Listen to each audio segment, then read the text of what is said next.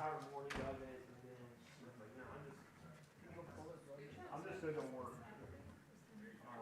Because I had an idea to hit me from the sermon on Sunday, right as I was wrapping up yesterday, in terms of reorganizing some stuff, and it's just like, let's get this done.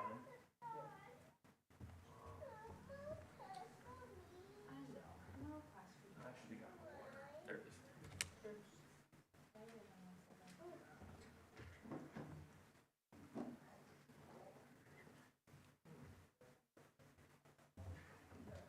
Hey, Cole, can you turn on the, Yeah, I guess. I'll try to keep you muted this class. See how long they watch.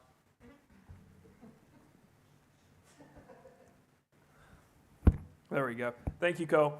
Okay, so we're in Genesis 22, a bit of a light crowd, so we need everybody to kind of up their game, for lack of a better way of putting it. So we're in Genesis 22, continuing our study through the book of Genesis.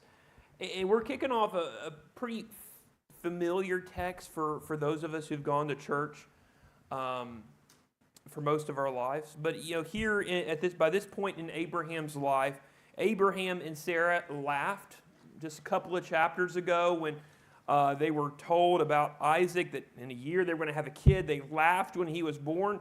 But here in Genesis 22, they are not laughing now. Because there in Genesis 22, God tested Abraham and said to him, Abraham. Abraham said, here I am. And God comes in and says, take your son, your only son, Isaac, whom you love, and go to the land of Moriah and offer him there as a burnt offering on one of the mountains I will tell you about.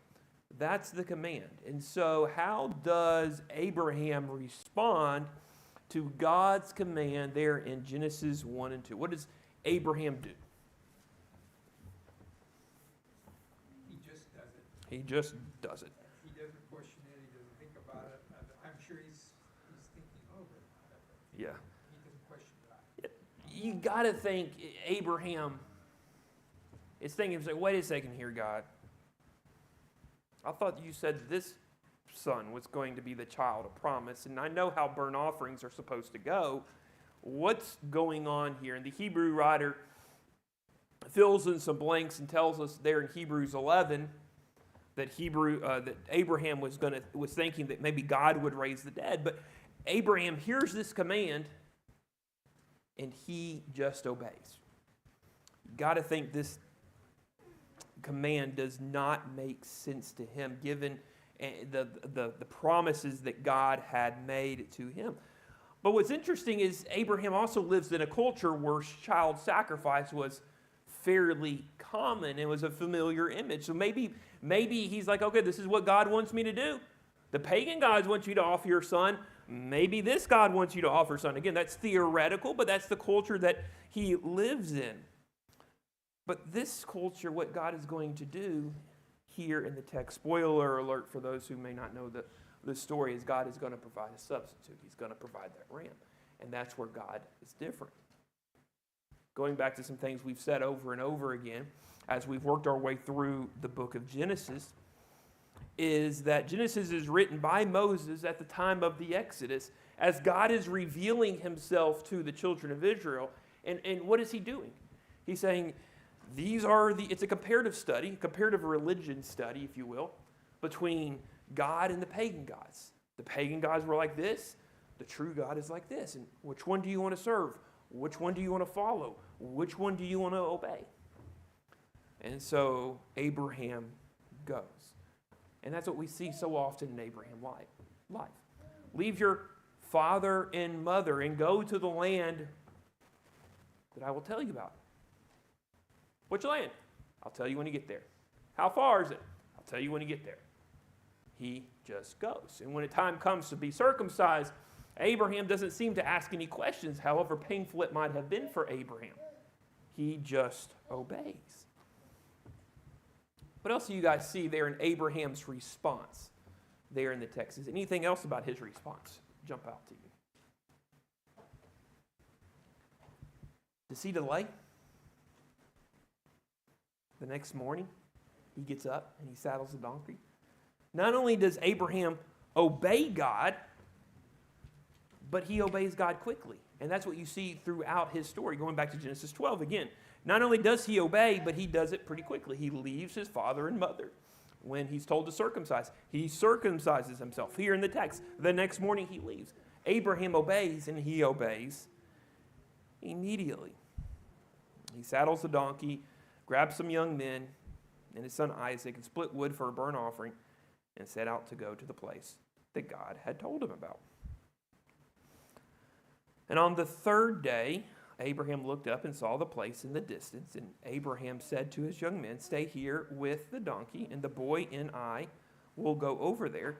Then we'll come back to you." It gives us our first hint what Abraham is thinking is going to happen. And so Abraham took the wood for the burnt offering and laid it on his son Isaac. And in his hand he took the fire and the knife, and the two men walked on together. Two of them walked on together. Then Isaac spoke to his father, "My father." Then he replied, "Here I am, my son." Isaac said, "The fire and the wood are here, but where is the lamb for the burnt offering?" Does that jump out to you? Why does that jump out to you guys? Does that strike you for any reason? What does that tell you about Abraham's religious practices? What does it tell you about Abraham's religious practices? If Isaac's looking around and he's looking at the ingredients, the fire and the wood, and he's going, "Wait a second here. These are the ingredients for the burnt offering. Where's the ram?" What does that tell you? They made burnt offerings. That Abraham or Isaac was familiar enough with burnt offerings and sacrifices and worship to God that when he looks around and he sees the fire and he sees the wood and he doesn't see the lamb, he starts to ask questions. Like, what in the world is going on here?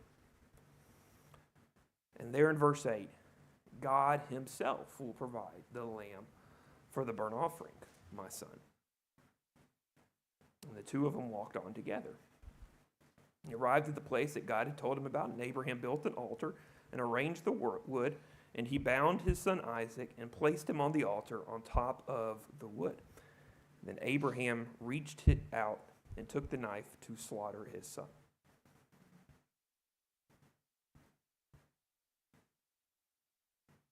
At what point did Isaac start asking questions? Hey, Dad, why are you tying me up? Why are you placing me on the altar? But from what we can tell, what Genesis does tell us, at least in the story that is inspired by God, is that Isaac seems to obey his father, who's obeying God. And that's when in verse 11, the angel of the Lord called out to him from heaven and said, "Abraham, Abraham." And he, that's Abraham, replied, "Here I am." Then he said, "Don't lay a hand on the boy or do anything to him, for now I know you fear God, since you have not withheld your only son from me." And so what does God end up providing for us, or for Abraham on the mountain? What does that teach us about him?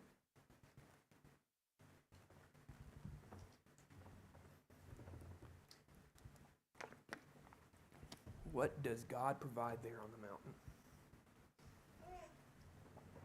He provides the ram. And so what does that teach us about God? He provides. Exactly.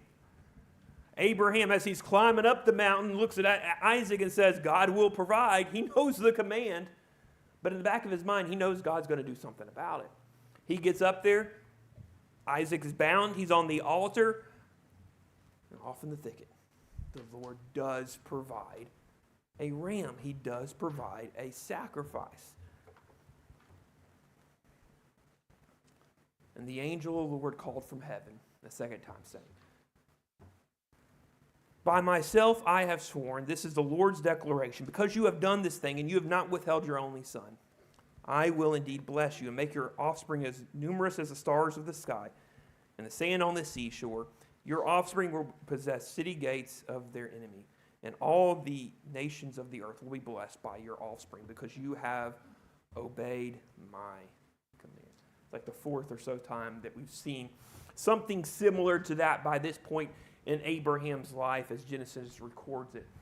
But before we move on and leave this half of the chapter behind, I do want to ask this question. Do you see any parallels between the sacrifice of Isaac and the sacrifice of Christ? Okay, I'm seeing some heads. Let me ask it this way. What are the parallels? What parallels do you see between Isaac and Christ? I see a couple. The obvious would be father sacrificing the son. Okay, your father, so your only son. I'll conclude that's two. Well, two. Father, the only son, sacrificed. There's a third one there in verse 2. In the initial command. Your only son, burnt offering, where is it supposed to be sacrificed at? The land of Moriah. Why is that significant? Temple Mount. Where do they offer sacrifices? In the temple. Where was Jesus crucified? Not too far away from the temple, in that same general vicinity. Yeah, on the mountains of Moriah. That's the third one. Look at verse 4.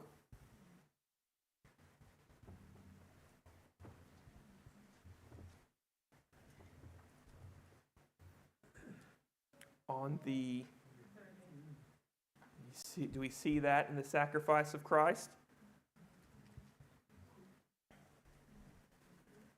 Y'all see any others in the story? What about verse 9? I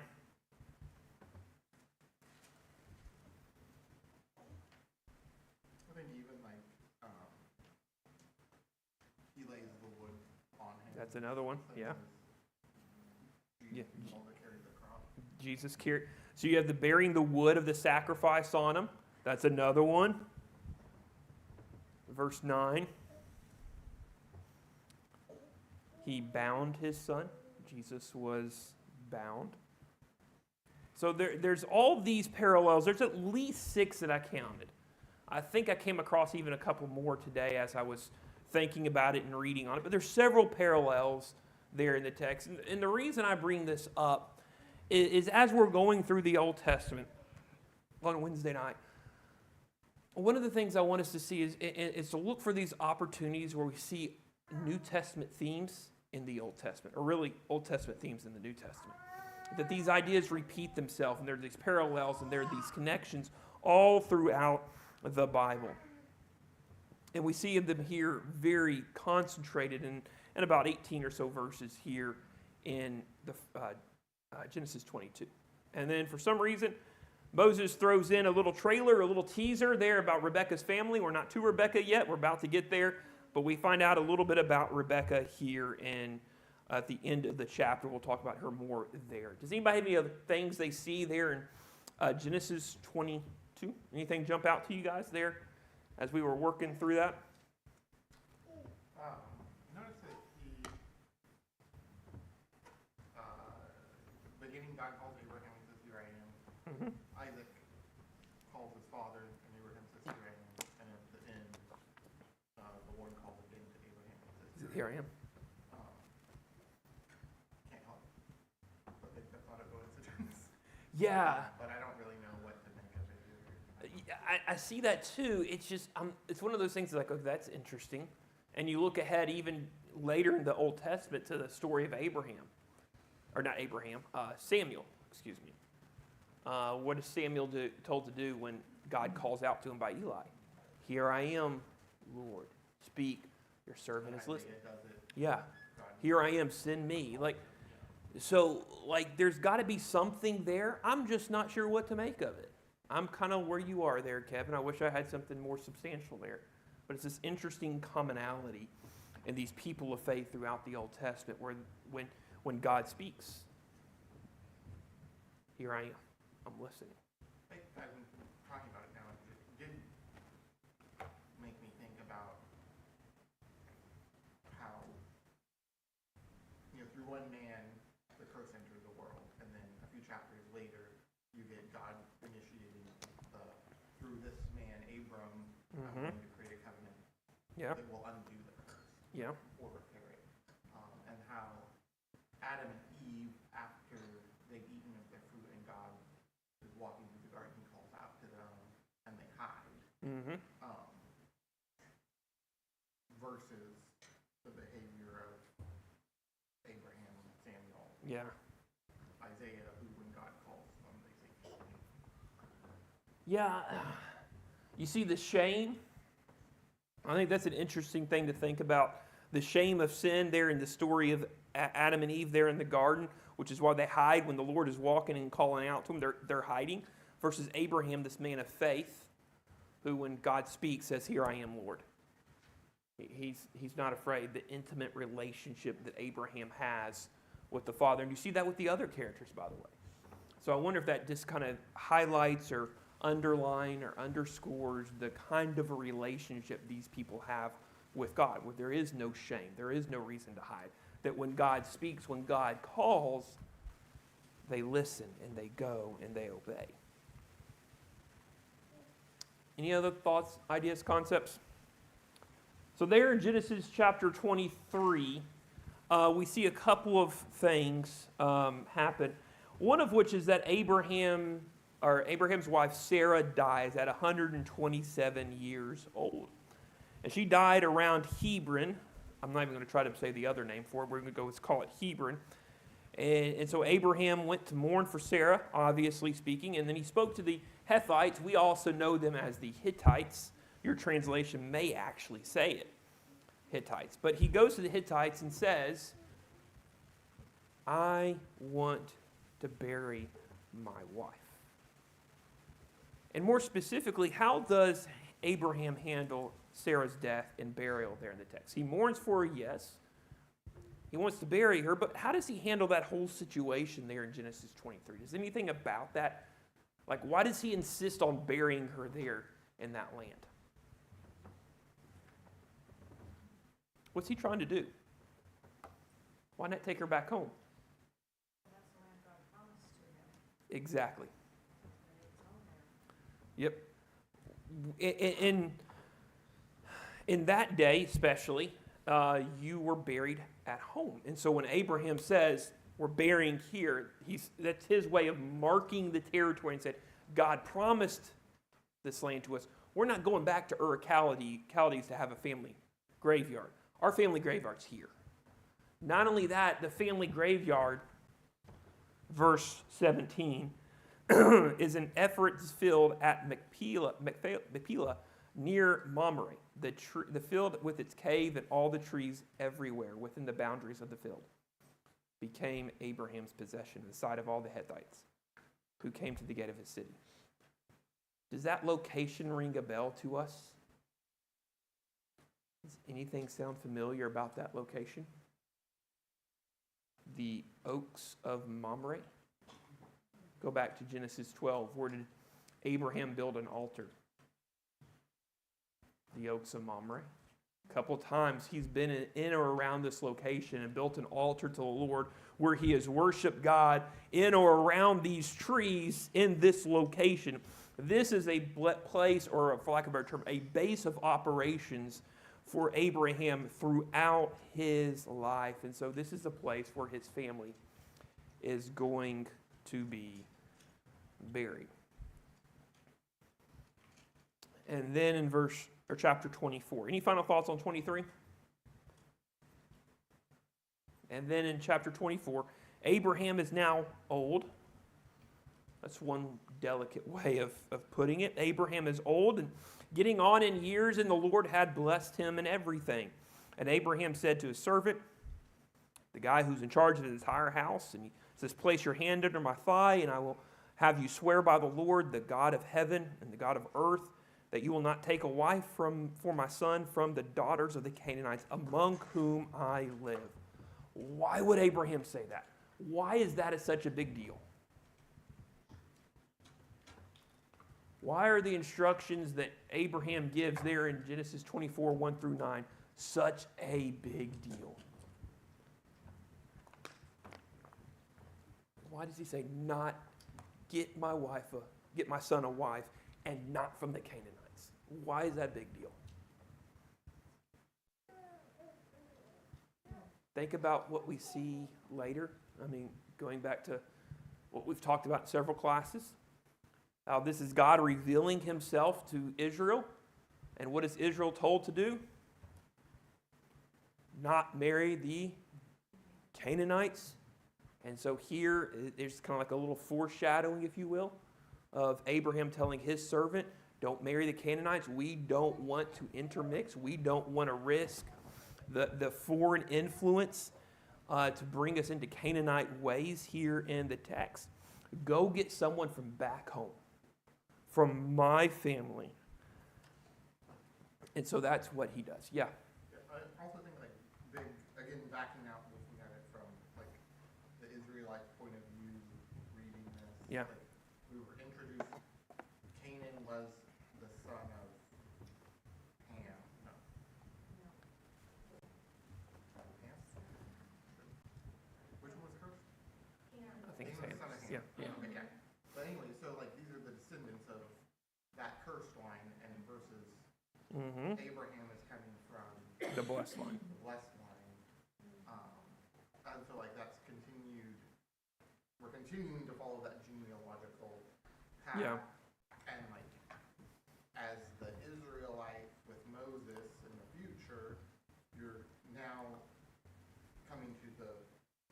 approaching the partial fulfillment of the promise to Abraham of being given this land, and the Canaanites dwell there, and they're told, like as we were discussing, like not to intermingle with them. I think but to me, remembering the high level that this is all part of a covenant with God that's to repair the curse. I think it seems arbitrary and kind of racist from a modern lens to read it as like, you gross the Canaanites, you don't want to, hang out with them. Yeah. So it's helpful for me to kind of step back and see it from that. Yeah, and the issue with the Canaanites was not a racial issue. It was a cultural and religious issue.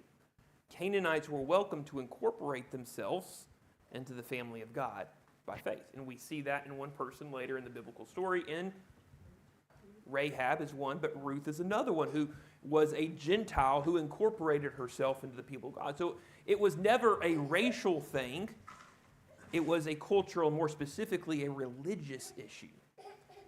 And God did not want the blessed line to be polluted, I don't know a better term than that, or influenced by the line of cursing by the people who worship those foreign gods, those pagan gods. And so you see that line very strictly drawn there in the Old Testament where God's like, don't cross over. It was not because God viewed the Canaanites as lesser humans, because he wanted to keep the holy line pure for the blessing, for his plan. That makes sense. You guys see that? And so Abraham's servant, how does the servant respond? There in verse 6 through 8. Or verse 5, 6, 7, and 8. You're about to take a long journey. How does he respond?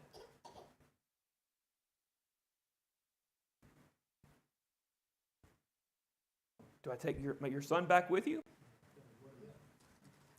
He's like, don't take my son back. Why would Abraham say that? Because Isaac may go back and stay. Abraham knew going back was not God's plan. And I wonder at this point in time if Abraham has maybe learned some lessons along the way in his journey of faith, because what happened when Abraham was faithless? Earlier in his story in Genesis chapter 12, when there was a famine in the land and he went down to Egypt, he left the land, and that led to some problems. And I wonder if maybe in the back of his mind, maybe he's learned a lesson that not to leave the land, to trust that God would provide. And so he sent his servant back, left his son behind, so his son wouldn't make some of those same mistakes. Yeah, Kevin? I I know it's like looking forward ahead, but in this chapter, I thought it was interesting that Laban tries to delay the servant. And says, Yeah. like, he's like, well, give Rebecca 10 days, let her stay. Yeah. He keeps trying to extend it, and then the servant pushes back and says no, and then Yeah. he's like, well, let's ask Rebecca, see what she wants to do. But I can't help but think then ahead of time then when Laban is grown and has his daughters and Jacob goes, and instead of, in this case, you have the wisdom of the servant with the direction of Abraham, who firmly sticks to that direction. and Yeah. says, nope, you're not delaying me. Like, Yeah, we're getting on the I'm road. Rebecca, we're Yeah. going. Versus Jacob does come back to this land and to these Yeah. people, and Laban does the same tricks and draws out this, and Jacob ends up being stuck there for Yeah. many years. And to kind of build on that, again, not spoiling the surprise for later, but Jacob's journey of faith is pretty messy. Like, he has all these encounters with God and makes all these promises and kind of bargains with God. And is it always the best about fulfilling his end of the bargain? Because he gets stuck over in Canaan, or over in Mesopotamia, to the point where God's like, enough. You got to get on the road. You got to pack your bags, pack your U-Haul, and get on the road. It's time for you to leave. Because you've made some promises to me, and it's time for you to fulfill those promises. And so that's an interesting contrast between what happens here with Isaac and what we're going to see here in a couple of weeks with Jacob. And so the servant goes back, and he finally gets there. And by the way, he's traveling with like 10 camels. We read that and go, okay, that's not a big deal. Camels were a sign of luxury. Like, having one camel was kind of like, you're doing well at this time. He's rolling up to town in 10 camels. Put it in modern English. This dude's loaded. And he pulls up to town with his 10 camels, and he prays to God there in verse 12. Lord God of my master Abraham, make this happen for me today and show kindness. The word there is hesed, which is you may have loving kindness or faithful love. It's the covenantal love between God and his people. Show kindness to my master Abraham. I'm sitting here at a spring where the daughters of men come out to draw water. Let the girl to whom I say, please lower your water jug so that I may drink.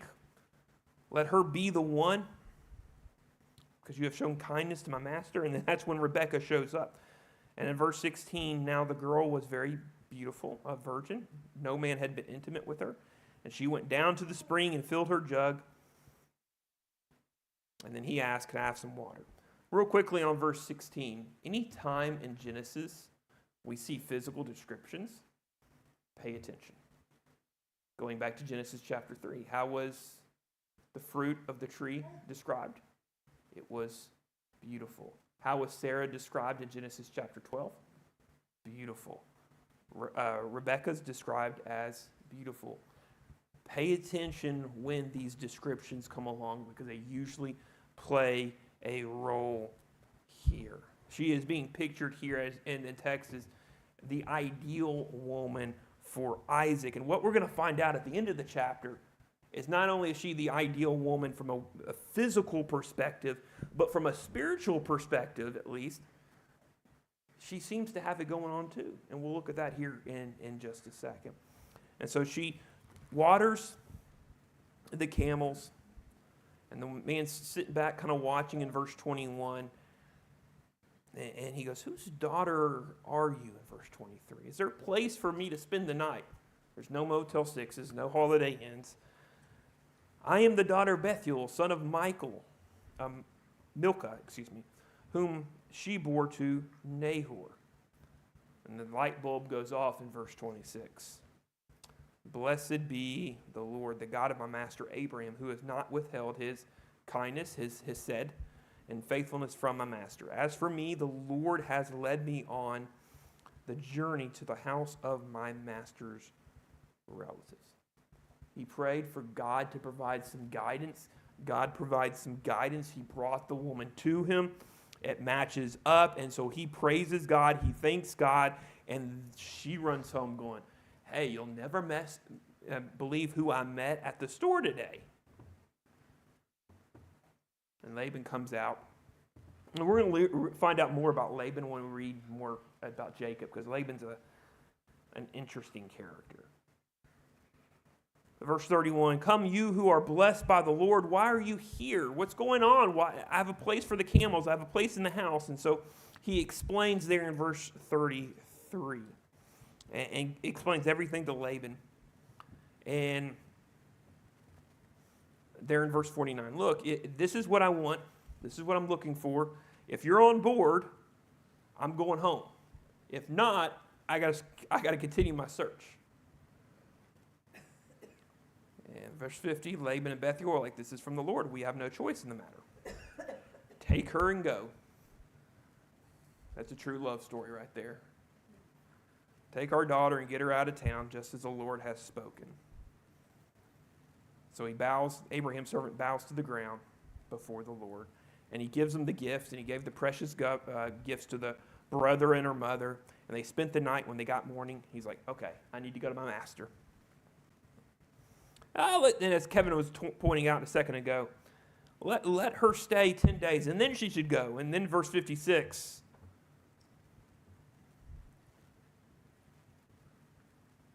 No, we got to go. We got to get on the road. And so they asked the girl, and how does Rebecca respond? I will go. In a lot of ways, she is being pictured here as a female Abraham, who is being called to leave her father and her mother and her homeland to go to a land that she does not know, to a land, for lack of a way of phrasing it, that God will show her. So she leaves behind her family and joins the servant on the way back. And as they're rolling up into town, Isaac sees her, and they get married happily ever after, for lack of a way of phrasing it. But as we think about Rebecca and her family, how do Rebecca and her family demonstrate trust in God? What do you see there in terms of their trust in God? What do you see here in the text and how they demonstrate? Specifically, Rebecca. How does Rebecca demonstrate trust in God?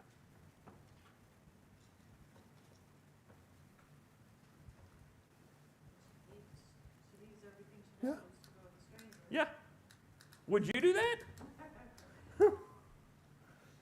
That's a hard thing to do, to leave everything you know, to go to a stranger, to get married to a guy you've never met. You're probably never going to see your family again. You're traveling 1,000 miles. There's no Southwest Airlines. There's no Alaska Airlines. It's a long journey. You never see your family again. She does it. She does it willingly. That's interesting. What else do you guys see in terms of their trust for the Lord? You know, one of the things that I see here in this overarching story is Laban, verse 31. Come you who are blessed by the Lord. It's all caps. It's Yahweh. It's the covenantal name. So it seems on some level, and you see it throughout the story, but even on some level, Laban and his family have some sort of relationship or understanding of who the Lord is. It seems like. Now, whether or not they have a full understanding, whether or not they're just using that language because that's the language the servant used, but it does seem like they have some understanding of that, which I think is interesting. Y'all have anything else you see here in Genesis 22 through 24? We'll pick up in 25 next week, and we'll continue working our way through. But that's all. We'll cut it short tonight because we got a light crowd, and we'll cut it short a little bit and let you guys get home. But on that note, class dismissed.